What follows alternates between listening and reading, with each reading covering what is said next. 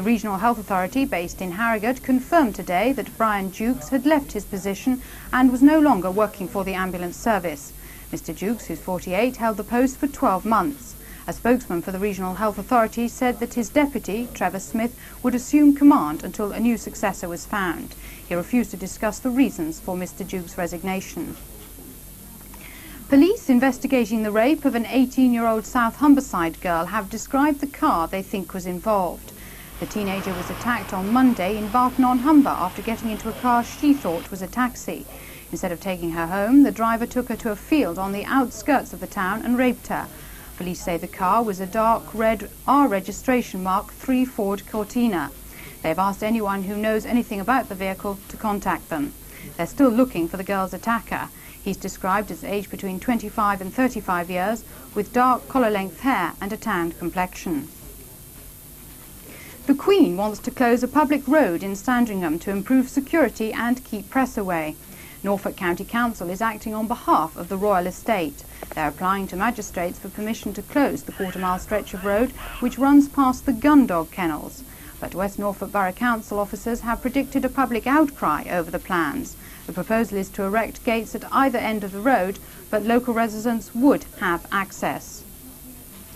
British Coal stepped into the row over plans for a Robin Hood theme park in North Nottinghamshire. Officials are warning that 500 jobs could be lost if the scheme, costing £85 million, goes ahead. They say it'll affect the viability of the nearby Clipstone and Shirebrook collieries because of the threat of subsidence costs.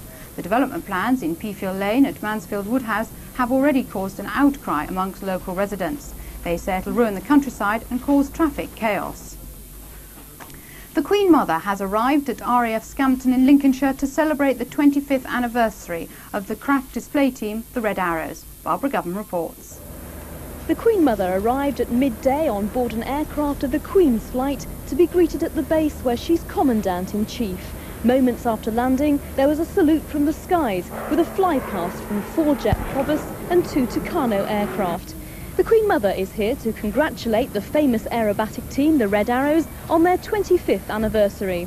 During her 4-hour visit, she'll meet the Red Arrows pilots and families on the base, which is also the home of the Central Flying School.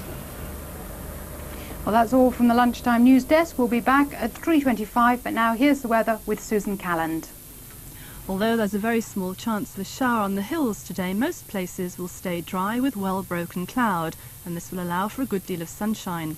It'll be rather cool, however, with the temperature this afternoon around 18 centigrade, 64 Fahrenheit, and winds will be moderate from the northwest. Tonight will be dry and clear, but with very light winds it'll be rather chilly for the time of year, with the minimum as low as 6 degrees centigrade, 43 Fahrenheit. That's the weather for the ITV region.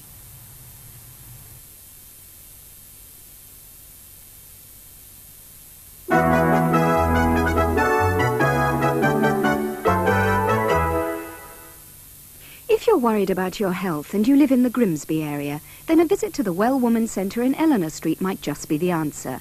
There you'll be able to get free advice and information, as well as confidential counselling on a range of medical and emotional problems. It's also somewhere where women can talk to other women in a warm, safe and friendly environment. The centre is open every Thursday evening between 7 and 9 p.m, and no appointment is necessary. My name is Suzanne Ariel. I'm 39 years old, and 8 years ago my father told me I was the product of artificial insemination by donor. He told me he simply couldn't live with the lies any longer. After more than 30 years of lies, deceit, and betrayal, I can finally tell you the truth of who I am. Miriam Stoppard asks, should children born from donated egg or sperm have the right to know their true identity? Where There's Life, tonight at 7 on ITV.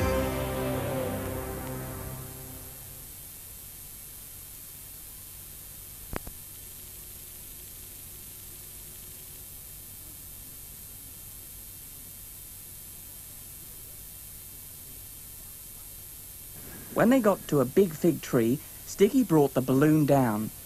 Honey and Sugar, the 2 sugar gliders, came soaring down to greet them.